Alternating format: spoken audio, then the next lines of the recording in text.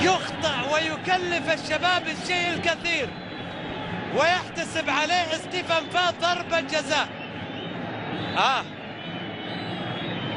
فيها وعليها ضربة جزاء.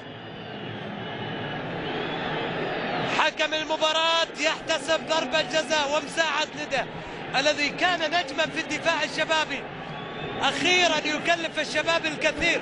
إذا وفق الشلهوب فإن مساعد ندى تسبب في الشباب. الشلهوب والهلال بكل جدارة يهرب بالصدارة. الزعيم بكل جدارة يهرب بالصدارة، والشلهوب يسجل ثاني أهداف الهلال. الهلال يتقدم بهدفين. أحمد علي لم يسجل لكنه تسبب في أهم الأهداف.